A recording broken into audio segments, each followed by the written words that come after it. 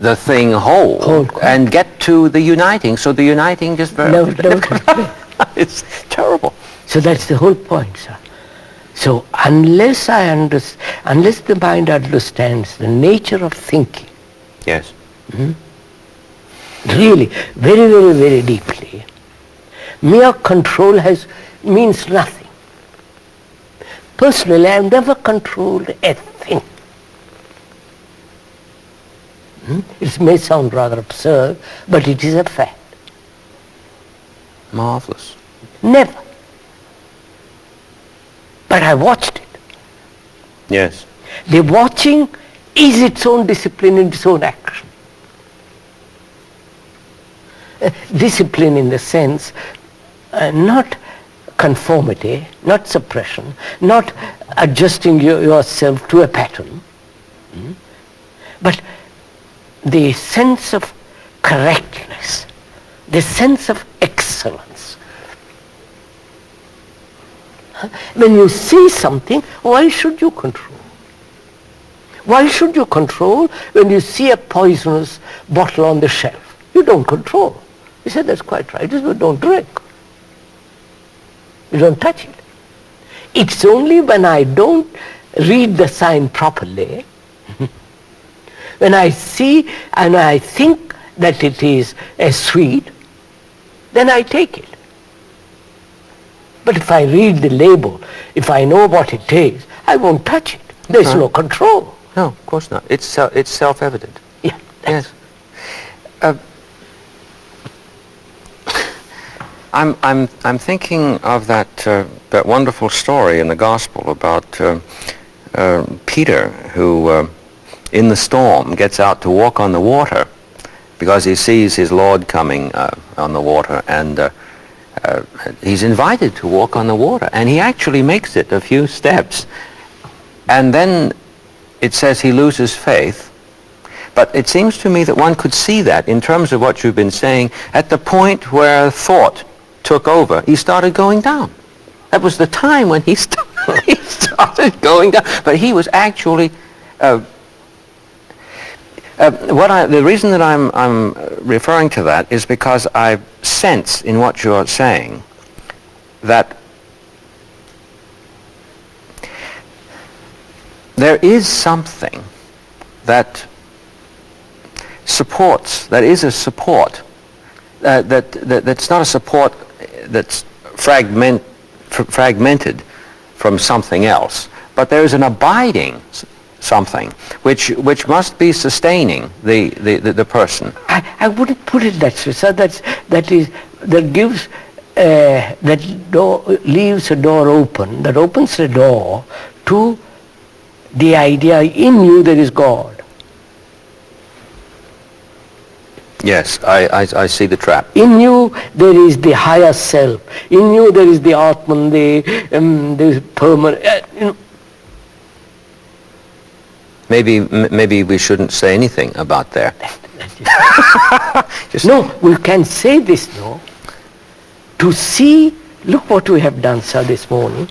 To see appetite, desire, to see the implication, the structure of pleasure, and its no relation to enjoyment and to joy, to see all that, to see it, not verbally, but actually, through observation, through attention, through care, through very careful seeing, that brings an extraordinary quality of intelligence. From intelligence is sensitivity. To be utterly sensitive. In seeing. If you call that intelligence the higher self or whatever, it has no meaning. You follow? It's as though you're saying at that instant it's released. Yeah. That intelligence comes in observation.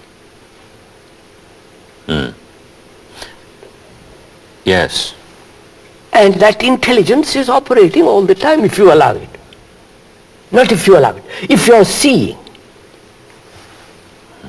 I mean, I have seen all my life, people who have controlled, people who have denied, people who have negated, who have sacrificed, who have controlled, suppressed furiously, disciplined themselves, tortured themselves.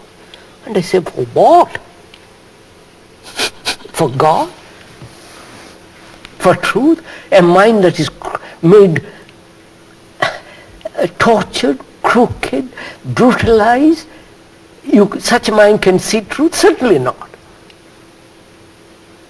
You need a completely healthy mind. A mind that's whole, that's mind that is holy in itself. Otherwise you can't see something holy. Unless the mind is sacred, you can't see what is sacred.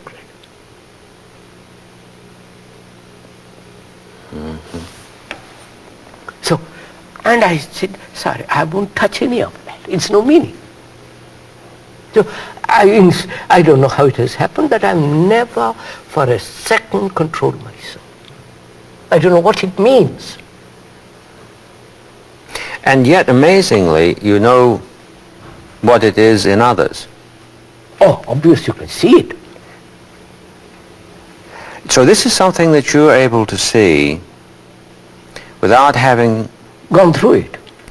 Yeah, without having gone through it. Now, this to me is profoundly mysterious. No, I don't mean in the sense of mystification. No. But I mean miraculous. No, not necessarily. I'll show you something, sir.